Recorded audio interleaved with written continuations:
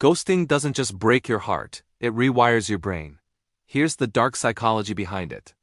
According to psychology, being ghosted activates the exact same neural pathways in your brain as breaking a bone. That's not a metaphor. That's not an exaggeration. When someone suddenly vanishes from your life without explanation, your anterior cingulate cortex, the same region that processes physical pain, lights up like a Christmas tree. But here's what's even more fascinating. Your brain doesn't just register this as rejection. It registers it as a threat to your survival. You see, for 200,000 years of human evolution, being cut off from your tribe meant death. Exile meant you wouldn't survive the winter, wouldn't find food, wouldn't be protected from predators. So your brain developed an emergency alarm system that screams danger when social bonds are suddenly severed. That's why you can't sleep. That's why you can't eat.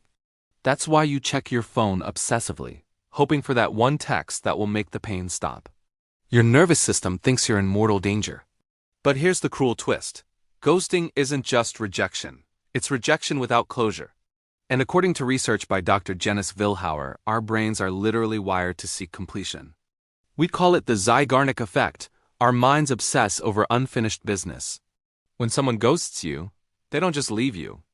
They leave you with a story that has no ending. And your brain will write 1,000 different endings, each one worse than the last. What did I do wrong? Was I not enough?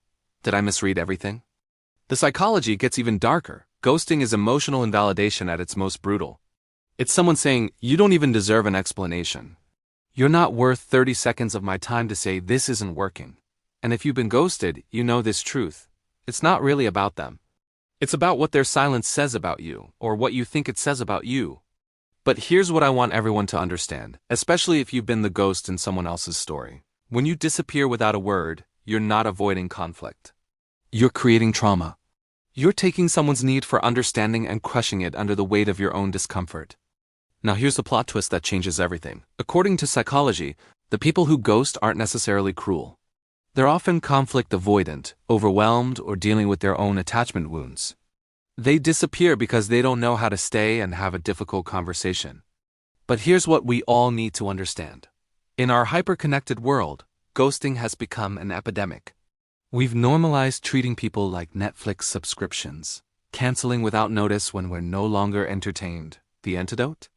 Radical honesty, uncomfortable conversations. The courage to say, this isn't working for me, instead of just vanishing into digital thin air. Because the person on the other side of your silence? They're not just losing you. They're losing their sense of reality, their trust in their own perceptions, their belief that they matter. Your words, even difficult ones, are a gift. Your honesty, even when it hurts, is an act of love. Don't be someone's unfinished story. Give them the ending they deserve. Even if it's goodbye,